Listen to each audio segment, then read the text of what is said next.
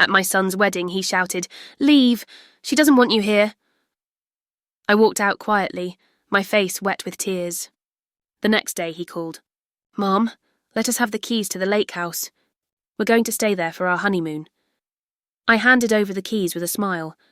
When they turned on the television in the main bedroom, a very revealing video of his new wife was playing on every single channel. If you are seeing this, feel free to subscribe and tell me where you are from. My name is Dorothy Walsh. I am 67 years old, and it seems I am the most disliked mother-in-law in our state. But let me explain how I managed to get my perfect payback on the woman who took my son and the son who turned his back on me. The wedding was supposed to be a joyful occasion. I had spent 3 months helping to organise every little detail, from the floral arrangements to the food. I had even purchased a lovely navy dress that matched the wedding's colour palette. Everything was wonderful until I stepped into the reception area. "What is she doing here?" My daughter-in-law's voice cut through the noise. She stood there in her very expensive gown, pointing at me as if I were an intruder. My son Mark, the boy I had raised by myself, stood completely still. "I invited her," Mark said softly. "She's my mother." "Your mother?" Her laugh was harsh. "The woman who tried to ruin our engagement? The woman who called me a fortune hunter at the rehearsal dinner?" I never used that exact word, though the thought had crossed my mind. What I had actually said was that I hoped they had talked about their financial plans for the future. Apparently, in her world, that counted as sabotage. "Get out!" Mark suddenly yelled, his face flushed. "She doesn't want you here, and to be honest, I don't either. This is our day, not another one of your guilt trips." The entire room went silent. 200 guests watched as I cried. My own son, the boy I worked tirelessly to put through college, was throwing me out. I did not argue. I simply picked up my purse and left, but as I sat in my car, watching the party continue without me, a cold resolve settled in my heart. If they wanted to treat me like a villain, perhaps it was time I started acting like one. The next morning, Mark called. His voice was different now, sweet and sorry the way it sounded when he needed a favour. "Mom, I'm sorry about what happened. She was just stressed and I lost my temper. You know how weddings can be." "Of course, dear," I said, though my heart was still aching. "Actually, we have a request. Could we use the lake house? We want to go there instead of on a trip overseas." The travel expenses ended up being higher than we planned. The lake house, my late husband's family property, which Mark believed he would inherit one day. The same property where I had installed a very advanced security system 6 months ago. "Of course, darling," I said, my voice full of sweetness. "I will have the keys ready for you this afternoon." When Mark arrived with his new wife to get the keys, I noticed she would not look at me. Good, she should feel ashamed, I thought. "Thank you so much, Mrs. Walsh," she said in that artificially sweet voice she used when she wanted something. "This means so much to us." "Oh, please call me Dorothy," I said, handing over the keys with a bright smile. "After all, we are family now." They drove off in Mark's car, laughing. I watched them leave, then went inside to check my laptop. The security system I had installed was not just for protection. It included cameras in every room and the ability to control the entertainment system from a distance. I opened the control panel and started uploading a very special video to the house's media server. A video I had been saving for the right moment. A video that was about to turn their honeymoon into a nightmare they would never forget. Because 3 months ago, I had learned the truth about my sweet daughter-in-law, and now it was time for her to learn what happens when you cross Dorothy Walsh. Let me tell you how I discovered what kind of woman my son had really married. It started with a phone call that changed everything. "Mrs. Walsh, this is Detective James Miller with the police department. We are looking into a case, and your son's fiancé's name has come up. Could we speak with you?" My blood ran cold. This was 2 weeks before the wedding. "What kind of case?" I managed to ask. "Financial fraud, identity issues, some other charges. We believe she may have used false information to obtain credit under a previous name. The name she uses now is relatively new. Her name was not even real." I sat down hard, my mind racing. "Who had my son agreed to marry? What was her previous name?" I asked. "Sarah Smith. She was Sarah Smith for 8 years until she legally changed her name about 18 months ago. Right around the time she met my son, in fact. A very convenient coincidence. Detective, what exactly are you looking into?" She accumulated about $75,000 in debt under her previous identity, then vanished. Changed her name, changed her whole life. Her targets were mostly older men she met through apps. She would gain their trust, get access to their financial details, then use up their credit before disappearing. I felt ill. My trusting son was about to marry a con artist. Have you spoken to my son about this? We tried. He refused to listen. He said we were mistaken, that she had already told him about the name change. He said it was because of a difficult past relationship. Of course she had a sad story ready. That was probably how she had drawn Mark in. My son always had a soft heart. What can I do to help? I asked. Honestly, not much legally. She has not technically done anything wrong under her new name, but we thought the family should know. After the detective hung up, I sat staring at the wedding invitations on my table. 200 people were about to watch my son marry a criminal. But how could I stop it? Mark was completely under her spell, and he thought I was just a jealous mother trying to interfere. That is when I decided to do some investigating of my own. I hired a private investigator, a woman named Carmen Rodriguez. Within a week, she had uncovered more than the police. Your future daughter-in-law is quite interesting, Carmen said, spreading photos across my table. Sarah Smith was married twice before, both times to wealthy older men. Both marriages ended with her receiving large settlements. I studied the pictures. There she was, but younger with different hair. This one, Carmen said, pointing to a photo, was Marcus Ford. They were married for 18 months. He died of a heart attack 6 months after their divorce was final. That is suspicious. It gets more interesting. The autopsy showed unusual levels of a certain substance in his system. Not enough to be deadly, but enough to cause stress on the heart. The timing was very convenient. She received a large settlement from the divorce, then inherited more when he died. My hand started to shake. Are you saying she harmed him? I am saying the timing was very fortunate for her. No charges were filed, but the family was suspicious. Carmen pulled out another file. Then there was husband number 2, David Parker. Same pattern. Quick marriage, mysterious health problems, expensive divorce, then a convenient accident. What kind of accident? He fell down the stairs at home and broke his neck. Again, no charges, but the insurance company fought the payment. I felt sick. This predator had her claws in my son. There is more, Carmen continued. The interesting part is what happened between marriages. She would disappear for 6 months to a year, then come back with a new identity, a new story. And now it appears she is hunting your son. So what are you going to do? She asked. I thought for a long time. I could show Mark the evidence, but he would not listen.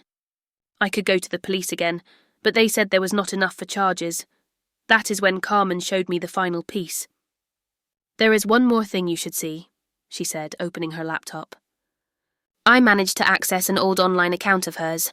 She's not as good with technology as she thinks. The video started to play, and I was stunned. There she was, but she was not the innocent victim she pretended to be. When was this recorded? I asked. About 6 months ago, right around the time she got engaged to your son. I watched my future daughter-in-law in a very compromising situation with a man who was definitely not Mark.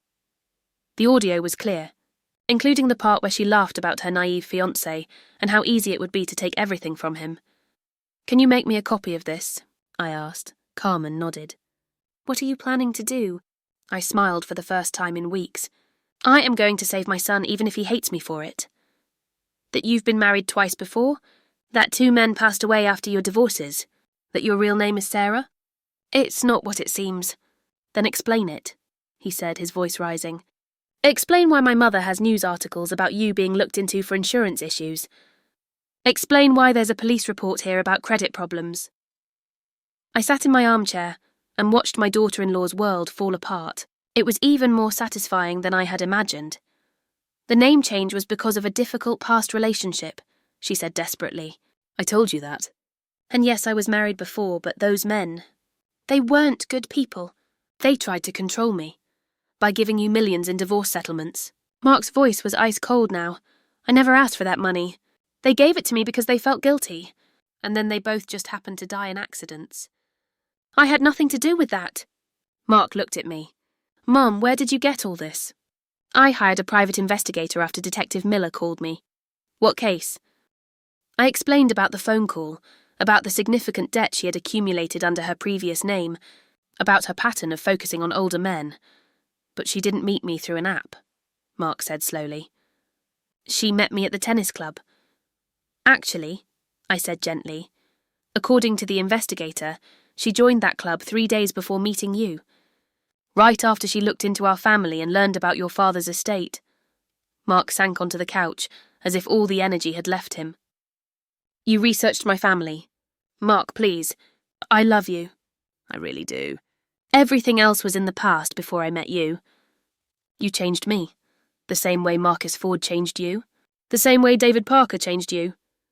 This is different, is it? Because this police report says you told David Parker the exact same thing. That he'd changed you. That you'd never felt love like this before.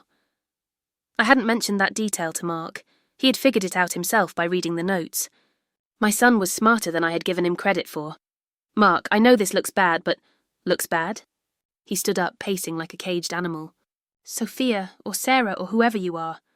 I just watched a video of you with another man, while you talked about how easy it would be to take everything from me. How exactly is that supposed to look good? She went completely silent. The crying stopped. The desperate explanations stopped. Everything stopped. When she finally looked at him, I saw the real woman behind the mask for the first time. You want the truth? She said, her voice now colder and harder. Fine, here it is. Yes, I researched your family. Yes, I joined that club to meet you. Yes, I lied about my past. But so what? You got what you wanted from this marriage. What I wanted. A beautiful young wife who made you look successful. Someone to show off. You think I didn't know you were trying to prove something to your late father? Mark's face went white. That's not true, really? Then why propose after 2 months? Why have the wedding where all his old friends could see? You used me. We used each other, she corrected. The only difference is I'm honest about it. Did you ever love me at all? She was quiet for a long moment. I loved the life you could give me. The security, the future we could have had. But love you, Mark. I don't think I'm capable of loving anyone that way. That was the moment my son's heart truly broke. I want you to leave, he said quietly. It's not your house yet, she replied. It's still your mother's, which, given the prenup you didn't have me sign, might be sooner than you think. The threat was clear. She was going to try to take everything. Mark looked at me helplessly. Mum, what do I do? For the first time in months, my son was asking for my help. First, I said, you call your lawyer. Then you freeze any shared accounts. Then you change all your passwords. You can't prove any of this, Sophia said, but her voice lacked confidence. Actually, I replied, I can prove all of it. The investigation was very thorough, and video evidence is particularly compelling. The look she gave me was pure ice. This isn't over. Yes, I said calmly. It is. She left without another word, and Mark collapsed back onto the couch. Mum, I'm so sorry. I should have listened. You couldn't have known, sweetheart. She was very good at what she did. How did you know to look into her? I took his hand. Because a mother feels when something is wrong. And when the police called, I knew I had to protect you. The police called you first. They tried to call you, but you wouldn't listen. Mark was quiet. She's going to try to take everything, isn't she? She'll try, I said. But she'll find out we are prepared. I pulled out another, thicker folder. Your father taught me about protecting our family, and the investigator found that Sarah Smith's previous divorce settlements were challenged when proof of her deception came to light. Mark stared at me. Mum, you're kind of impressive when you want to be. Sweetheart, I said, patting his hand. You have no idea. The divorce played out as I predicted. She hired an expensive lawyer who threatened me personally. Mrs. Walsh, the information you obtained was through illegal means. My client has grounds for a lawsuit against you. Mr. Pierce, I said pleasantly, I suggest you speak with your client about her past before threatening me. Does she happen to know she isn't entitled to the inheritance? It's held in a trust that excludes spouses married for less than 2 years. There was a long pause. What trust? The one my husband set up when Mark was 16. I'm surprised Sarah didn't find that in her research. He hung up shortly after. 2 days later, Sarah showed up at my house desperate. You've won, she said. You've destroyed my marriage. I revealed what was already there. You know Mark will never trust again. He'll be alone, dependent on you. That stung because it held a kernel of truth. Mark will heal. He will find someone who loves him. What do you want, Sarah? I want money. Enough to start over somewhere else. In exchange, I disappear. No messy divorce, no lawsuits. How much? 2 million, I laughed. You must be joking. If this goes to trial, everything will come out. The media will call me a black widow. Mark's name will be dragged through the mud with mine. She was right about that. A sensational trial would destroy his reputation, and if I pay you, you'll disappear. I'll move to a different country. Change my name. His name stays clean. I pretended to consider it. I have a different proposal. What? Nothing. You get nothing. You sign the divorce papers accepting full responsibility. You waive all claims to assets and you disappear anyway. Why would I agree to that? I walked to my desk and pulled out another folder. Her face paled. Because the investigation found something interesting about David Parker's death. His family hired an investigator. They found security footage from a neighbour's house. It shows you leaving his home late the night he died, and returning for exactly 4 minutes right in the middle of the window when the medical examiner said he passed away. She sat down hard. That's impossible. The timestamp is very clear. You were there around the time he died. You didn't mention this to the police. She was trapped. What do you want me to do? She whispered. I want you to sign a confession. An admission that you entered the marriage under false pretenses to gain access to my son's assets. Nothing about the deaths. If you sign, perhaps the authorities will be satisfied with you leaving the state. If you don't, I give this footage to the police along with everything else. The silence stretched for minutes. Finally, she looked up. You really are a formidable woman. I'm a mother protecting her child. That makes me the most dangerous thing in the world. She signed the confession that afternoon. Within a month, she was gone. Mark never knew about it. He believed she had simply left. He was hurt, but he was safe. Slowly, he began to heal. Mum, he said one day, I owe you an apology. A big one. I chose her over you. You were in love. People do unwise things when they're in love. You saved me anyway. He looked at me. How did you know? Instinct, mostly. She was too perfect. She asked about your father's estate before she asked about your favourite colour. When someone loves you, they want to know who you are. When they're using you, they want to know what you're worth. Maybe being alone is safer. Safer, yes. But not happier. And your father didn't raise you to choose safe over happy. He smiled for the first time in months. No, he didn't. Besides, I added, next time you'll have a very cautious mother who knows how to run a background check. He laughed, and my heart felt lighter. My son was going to be okay. Months later, Mark started dating again. Her name was Jessica. She was a school teacher. The first thing she did was show me pictures of her large, noisy family. She was normal. She was real. A year later, Mark proposed to Jessica in my backyard garden. She said yes through happy tears. This time I sat in the front row at their small, intimate wedding. This time my tears were of pure joy. This time I watched my son marry someone who truly deserved him. In his speech, Mark looked at me. I want to thank my mother for never giving up on me, even when I was too foolish to listen. Mum, you saved my life. I love you more than I can say. That night as they danced, I thought about the lesson I had learned. Sometimes protecting the people you love means being willing to become someone you never thought you could be. I had discovered I was capable of being ruthless and calculating, but I used those skills to protect, not to exploit. The next morning, Jessica brought me coffee in bed. Dorothy, I'm the luckiest woman. Not just because I married Mark, but because I married into a family where love means everything. Welcome to the family, sweetheart, I said, hugging her.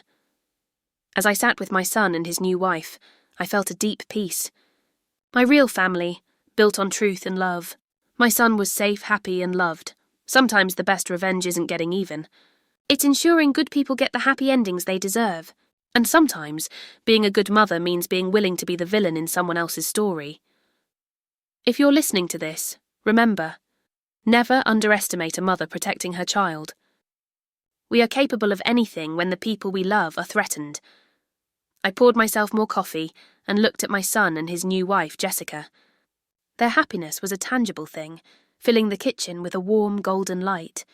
This was the peace I had fought for. "Good morning, Mum," Mark said, his voice steady and content. "Sleep well?" "Perfectly," I said, and I truly meant it. After all we had endured, and everything I had needed to do to protect him, this quiet morning was the ultimate reward. My son was safe, he was happy, and he was loved by a woman of integrity. Sometimes the best revenge isn't about getting even, it's about ensuring that good people get the happy endings they deserve. And sometimes, being a good mother means being willing to play the villain in someone else's story to ensure your child's safety. I sat down with my family, finally at peace with both the woman I had been and the woman I had to become. If you are hearing this story, I want you to remember one thing. Never, ever underestimate a mother's drive to protect her child. We are capable of astonishing things when the people we love are threatened. And to anyone out there who thinks they can target a family, you should think again. Because somewhere there is a mother like me, and we are always, always watching. Thank you for listening.